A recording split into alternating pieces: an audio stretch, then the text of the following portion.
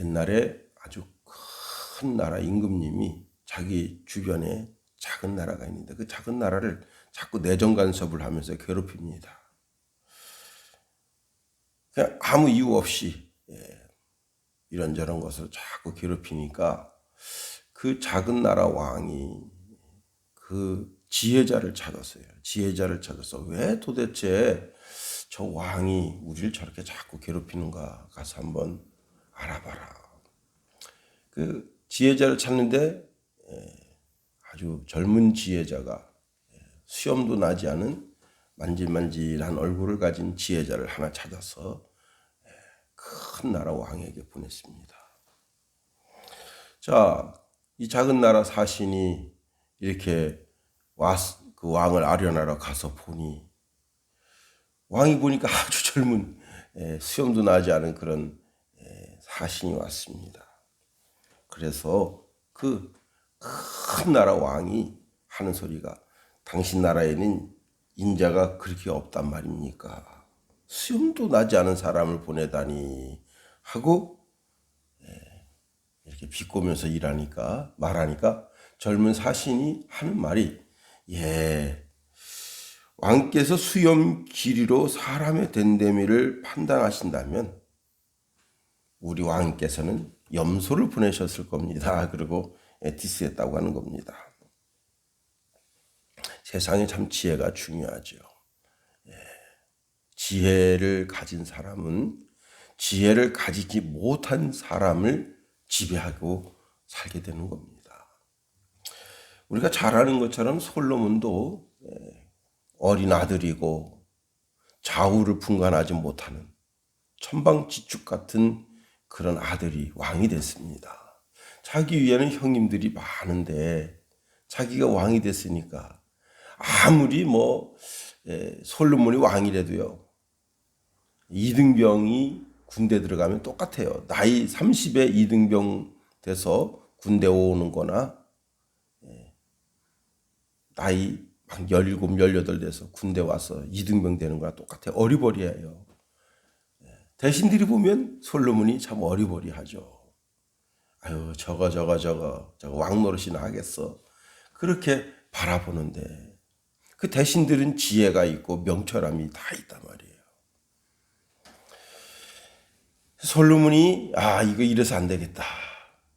이게 세상 지식, 세상 지혜는 내가 짧은데 하나님께 기도해서 지혜를 얻어야 되겠다 해서 기본 산당에 가서 1000번째 하나님께 드리고 자기 소원을 아뢰입니다. 그때 하나님께서 꿈에 나타나셔서 내가 너한테 뭘 해줄까 물으셨을 때 지혜를 구합니다.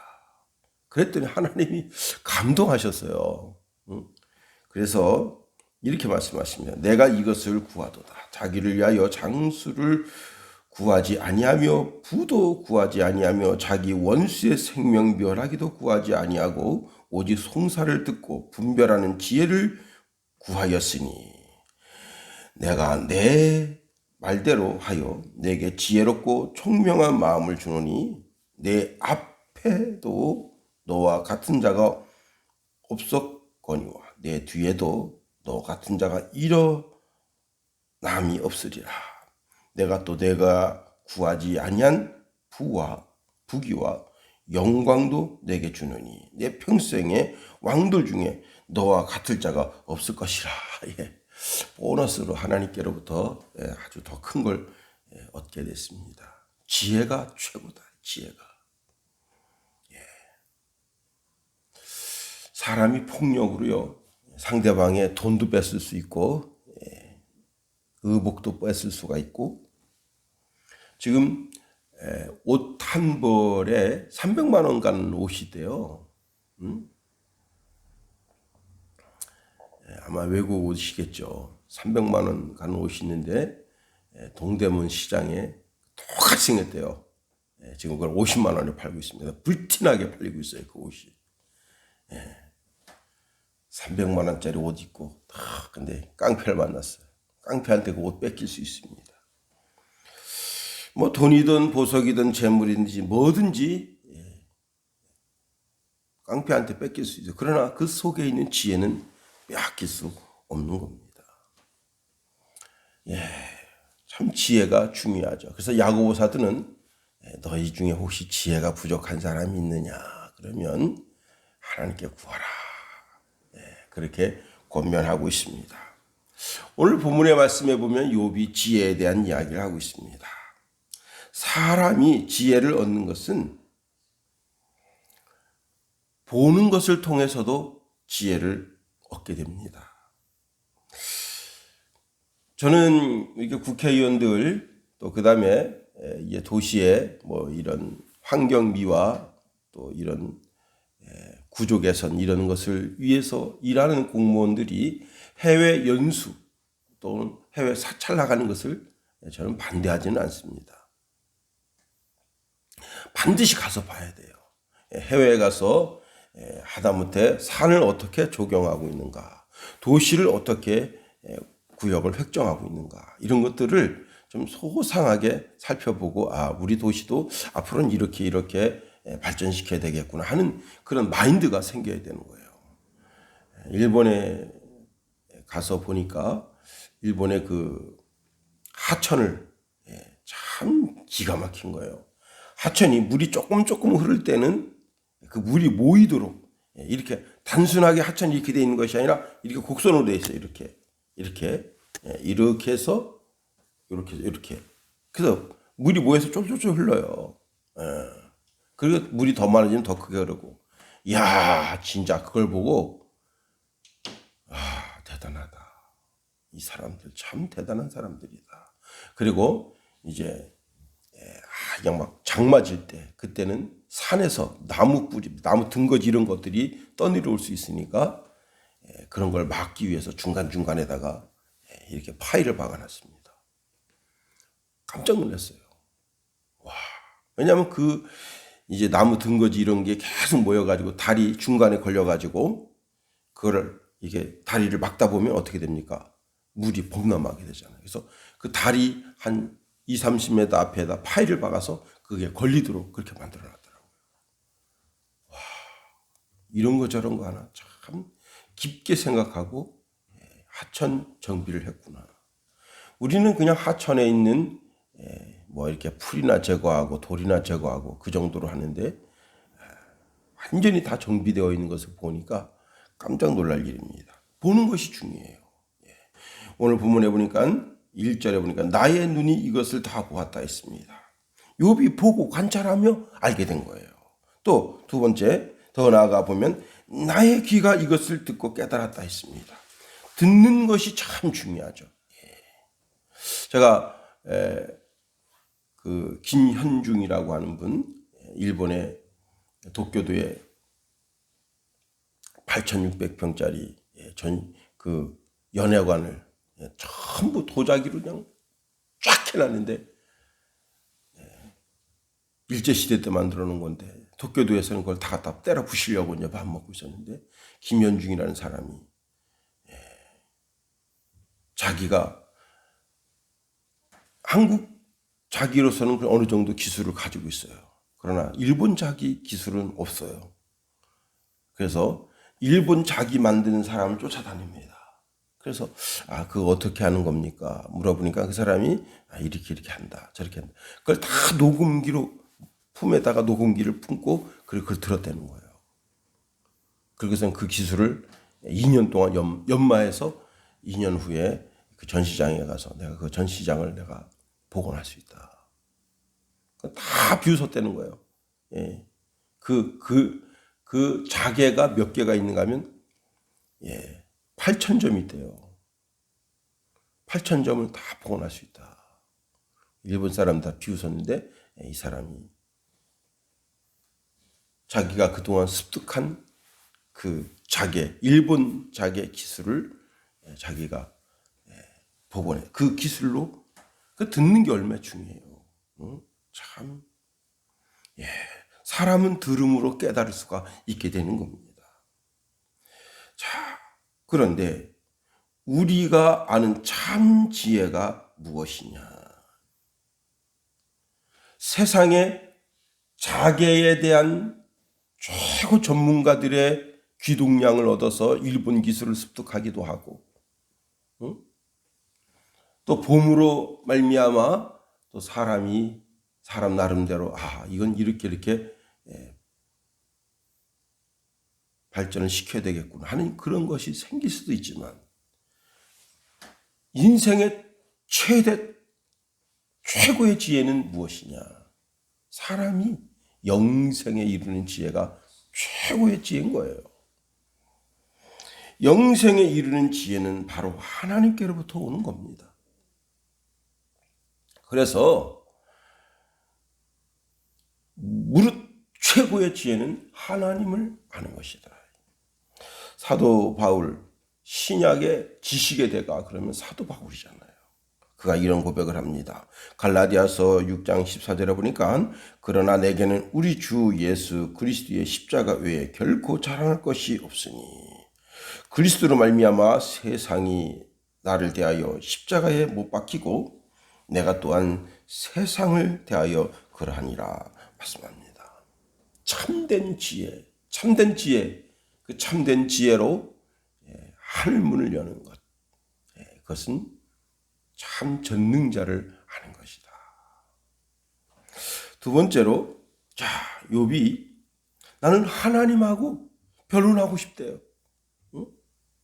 참 그 답답함. 욥은 사람을 향하여 호소하는 것이 별 이득이 되지 않는 것을 알게 됐습니다. 또 사람과 말하다 보면 말실수가 생겨요. 그래서 그것 때문에 오히려 죄가 될 수가 있어요. 그래서 이번에는 전능하신 하나님께 나 하나님하고 말 좀 해보고 싶어요 라고 고백하고 있습니다. 3절 말씀 보세요. 참으로 나는 전능자에게 말씀하려 하며 하나님과 변론하려 하노라. 욥은 친구들이 자신과 진정한 대화를 할 수 없다는 사실을 말하고 있습니다. 그리고 하나님과 대화하고 싶다. 하나님에게 변론하고 싶다. 자기 속에 있는 그 답답함을 하나님 앞에 토로하고 싶다는 거예요. 우리가 답답한 심령, 참 뭐가 안 될 때,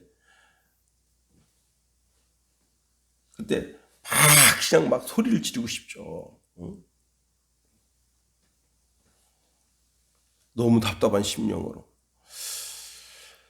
한 젊은이가 너무 답답해가지고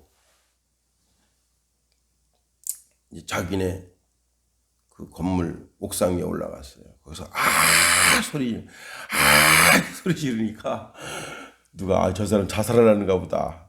그래가지고 119에 신고한 거예요. 119가 막 달려왔습니다.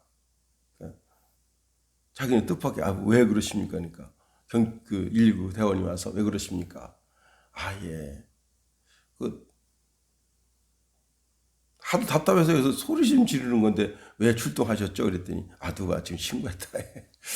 자살하는 줄 알고 아파트 그 오피스 건물 위에서 소리 지르니까 얼마나 답답하면 소리 지르겠어요. 직장 상사 또 직장 부하 여러 사람 관계 속에서 참 이게 뭐가 답답할 때 누구한테 하소연할 수가 없어요.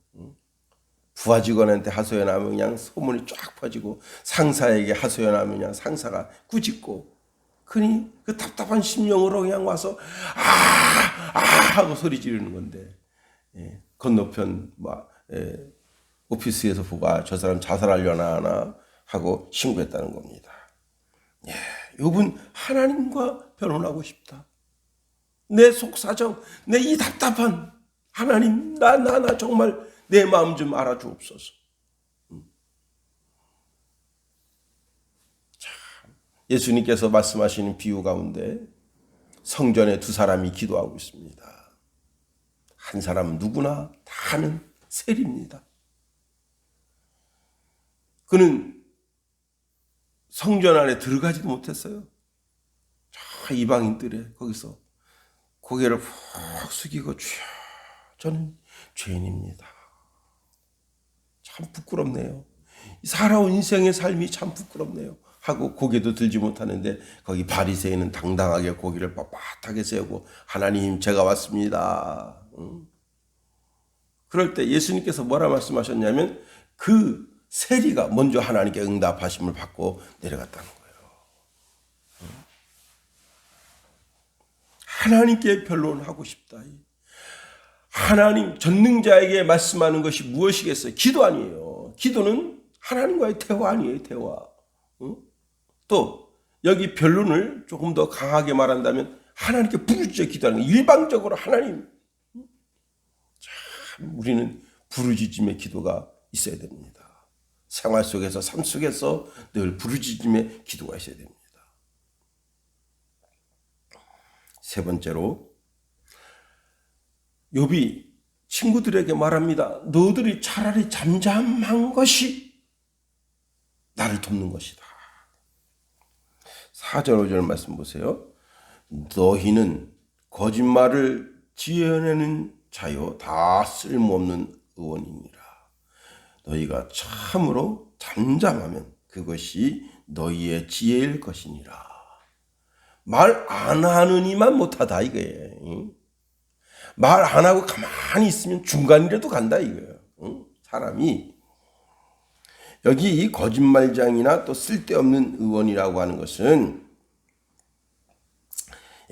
거짓말을 지어내는 사람이 있죠.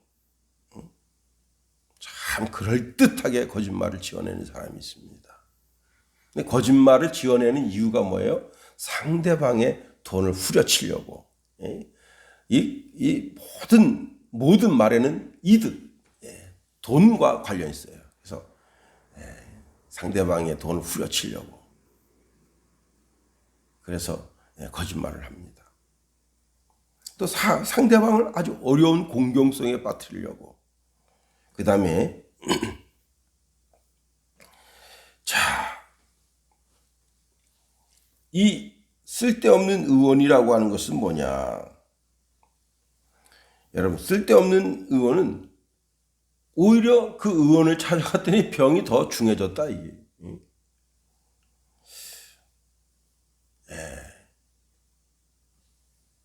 그 간호사들 있잖아요. 병원의 간호사들이 참 청결해야 되는 것이 왜 청결해야 되냐면요. 간호사들, 의사도 마찬가지고요. 의사도 보면 이렇게 특히 이제 피부 관련 의사는 반드시 바로 옆에 자기 손을 씻을 수 있는 개수대가 있어요. 참 손을 하루에도 수십 번씩 씻어요. 특히 간호사들이 굉장히 중요한데 간호사들이 이렇게 환자 한 사람 보고 손을 씻고 자기를 깨끗하게 해야 돼요. 왜냐? 이 환자 몸에 있는 질병이 이 사람한테 옮겨질 수가 있어요.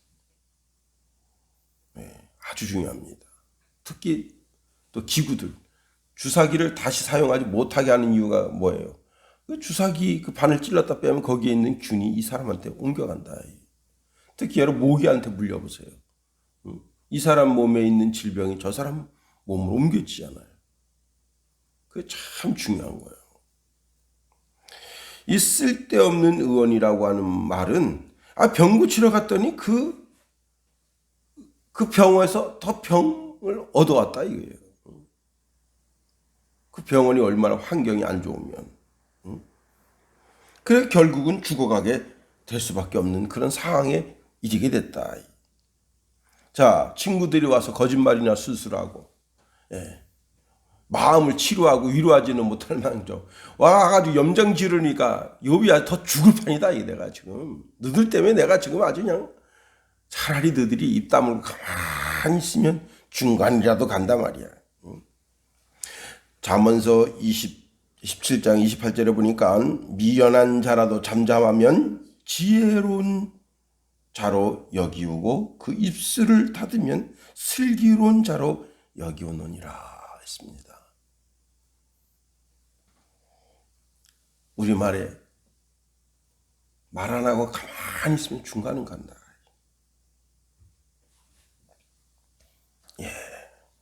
우리는